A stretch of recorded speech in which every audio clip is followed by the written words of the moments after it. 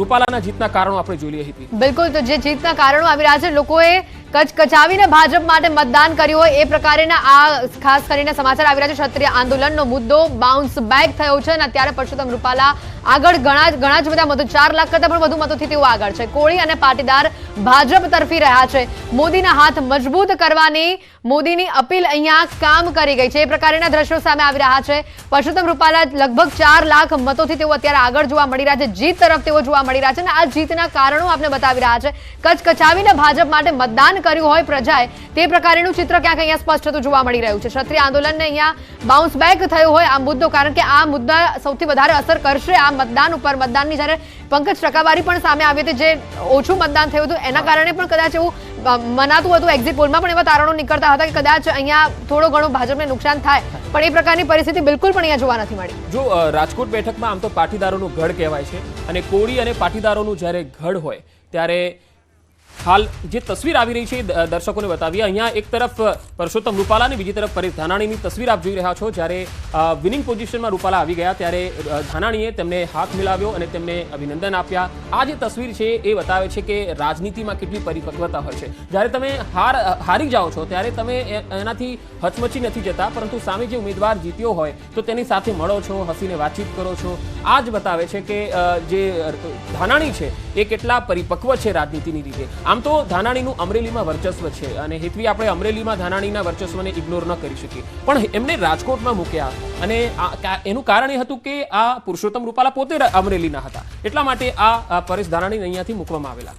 બિલકુલ, તો સાથે અન્ય પણ મહત્વના સમાચાર આવી રહ્યા છે। ગુજરાતમાં ફરી આમ આદમી પાર્ટી સફળ નથી રહી। ગુજરાતમાં સંગઠનનો અભાવ જોવા મળ્યો અને આમ આદમી પાર્ટી સફળ બિલકુલ પણ ન રહી, એ પ્રકારનું ચિત્ર। અમુક બેઠકો પૂરતી જ ખાસ કરીને તે સીમિત રહી ગઈ તેવા પ્રકારની પરિસ્થિતિ। ગુજરાતમાં ફરી આમ આદમી પાર્ટી નિષ્ફળ નીવડી છે, જે પ્રકારના પરિણામ સામે આવ્યા છે। સંગઠનનો અભાવ જોવા મળ્યો છે આમ આદમી પાર્ટીમાં અને એવા જ પ્રકારના ક્યાંક આ પરિણામો સામે આવ્યા છે। કેટલીક બેઠકો પૂરતી જ તેને સીમિત રહેવું પડ્યું। ફરી એકવાર મોકો મળ્યો હતો, પરંતુ એ પણ તેઓ ખાસ કરીને આ મોકાને પરિણામમાં તબદીલ ન કરી શક્યા અને આજે આમ આદમી પાર્ટી અહીંયા નિષ્ફળ રહી છે ગુજરાતમાં। બિલકુલ, ગુજરાતમાં 2 સીટ એવી હતી કે જ્યાં આમ આદમી પાર્ટીના ઉમેદવાર, એક ચૈતર વસાવાની ભરૂચવાળી બેઠક જેના પર મનસુખ વસાવા છે એ જીત તરફ આગળ વધી રહ્યા છે, અને બીજી બેઠક ભાવનગરની હતી કે જ્યાં ઉમેશ મકવાણા આમ આદમી પાર્ટીના ઉમેદવાર હતા, એ પણ પાછળ ચાલી રહ્યા છે। નીમુબેન ઓલરેડી જીત તરફ આગેકૂચ કરી ચૂક્યા છે। હવે લોકસભામાં ગુજરાતથી આમ આદમી પાર્ટીનો કોઈ વ્યક્તિ દિલ્હી જવાનો નથી એ નક્કી થઈ ગયું છે। હવે માત્ર તેઓ ધારાસભ્ય તરીકે એક ચૈતર વસાવા રહ્યા છે, બોટાદથી ઉમેશ મકવાણા બચ્યા છે,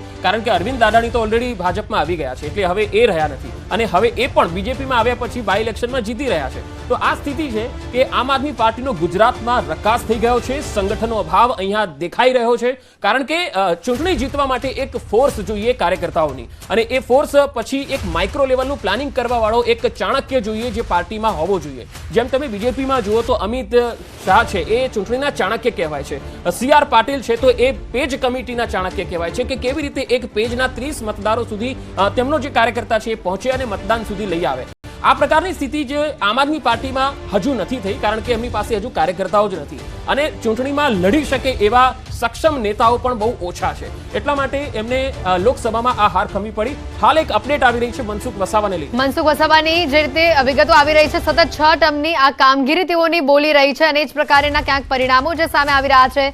ખાસ જે વિગતો આવી રહી છે, મનસુખ વસાવાની ફાયર બ્રાન્ડ છાપ અહીંયા કામ કરી ગઈ છે અને પરિણામ પણ એ જ પ્રકારના આવ્યા છે। સતત 6 ટર્મની તેઓની આ કામગીરી આજે બોલી છે અને પરિણામ જે રીતે તમે જુઓ છો ભાજપ તરફથી ખાસ કરીને ભરૂચમાં વસાવા વર્સિસ વસાવાનો જંગ અને તેમાં જે જીત હાંસલ કરી છે, તેઓની જે કામગીરી છે, તેઓનું જે અત્યાર સુધીનો જે એક્સપિરિયન્સ રહ્યો છે, તેઓએ જે ખાસ કરીને સ્થાનિક લેવલ ઉપર રહીને જે કામ કર્યું છે તે કદાચ કામો બોલ્યા છે અને પ્રજા એ કામોને જોઈને આજે મત આપ્યા હોય તે પ્રકારની તેઓની જીત છે। જો મનસુખ વસાવાની આપણે વાત કરી લઈએ, મનસુખ વસાવા એક એવા નેતા છે કે જે જમીનના કોઈ પણ સ્તરના મુદ્દા હોય, મતદારોના મુદ્દા હોય તો સીધા અધિકારીઓ સુધી પહોંચાડતા હોય છે। એટલું જ નહીં, પીએમઓ સુધી પણ પહોંચાડતા હોય છે। એટલે આ નેતા એવા છે જે ફાયર બ્રાન્ડ તો છે જ, પરંતુ જનતાના મુદ્દા ઉઠાવવામાં કોઈની પણ શરમ રાખતા નથી। અને એ મુદ્દો છે એ પ્રજામાં ક્યાંક સ્પર્શેલો છે, કારણ કે મુદ્દા ઉઠાવે પણ એનો પરિણામ પણ આવવું જોઈએ. પછી મુદ્દા ઉઠાવીને એનું પરિણામ ન આવે તો કોઈ મતલબ નથી. મનસુખ વસાવા એની છાપ એ પ્રકારની છે કે જ્યારે જનતા કોઈ મુદ્દાને લઈને ત્રસ્ત હોય ત્યારે મનસુખ વસાવા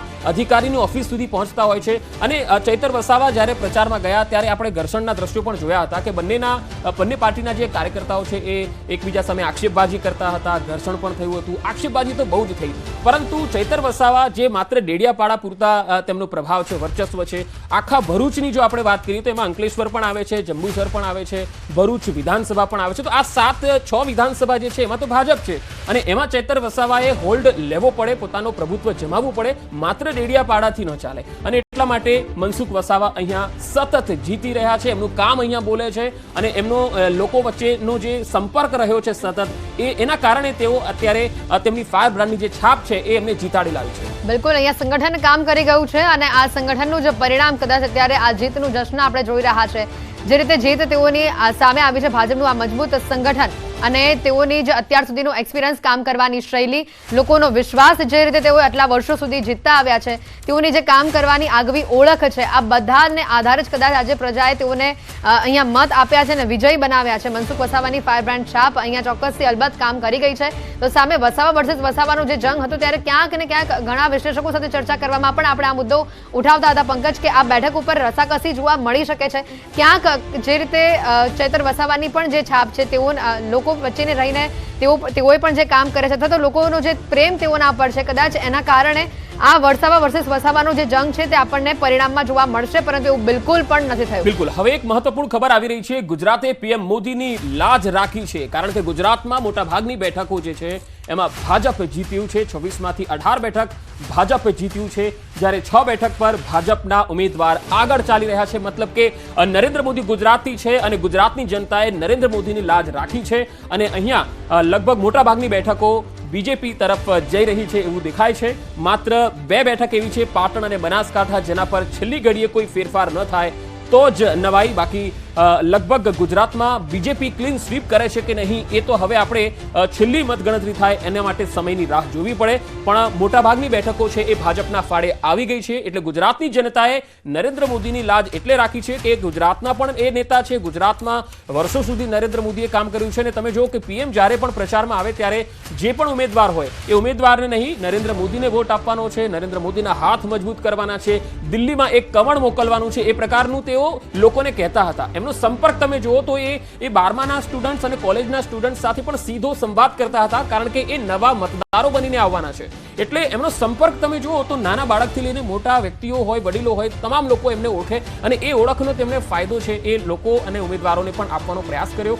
અને અહીં જનતાના માનસ ઉપર પણ એ વાત છવાયેલી રહી કે ભાઈ આપણા ગુજરાતના કોઈ વ્યક્તિ છે જે પીએમ બની રહ્યા છે તો આપણે એમને જીતાડવા પડે. એટલે ગુજરાતની જનતાએ તો ચોક્કસ લાજ રાખી છે, પણ બનાસકાંઠા અને પાટણમાં આ લાજ રાખે છે કે કેમ એ જોવું રહેશે.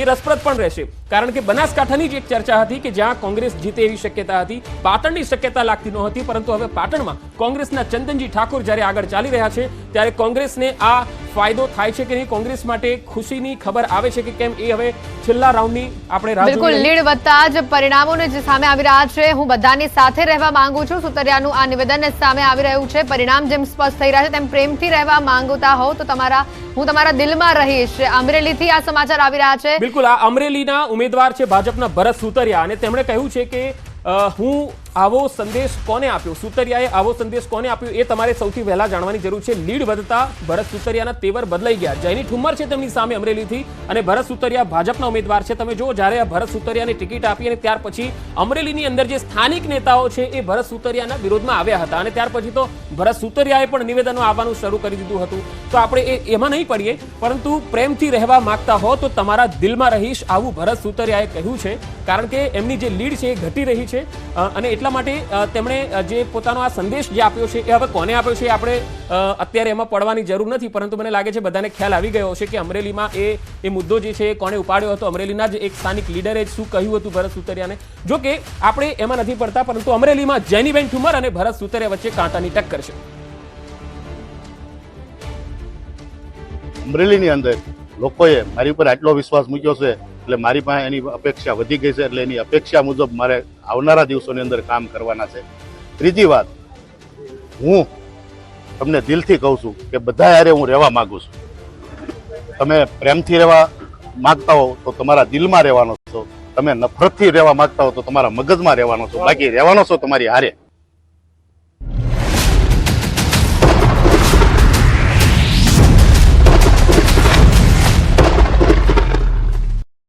દેશની અંદર 543 લોકસભા બેઠક છે અને એનો ગ્રાફિકના માધ્યમથી આપણે સમજાવીશ કે અત્યાર સુધીનો જે સિનારીઓ સામે આવ્યો છે. એનડીએ 297 સીટો પર આગળ છે, જ્યારે ઇન્ડિયા ગઠબંધન 228 સીટો પર આગળ ચાલી રહ્યું છે, જ્યારે અધર પાર્ટી છે તે 21 સીટો પર આગળ ચાલી રહી છે.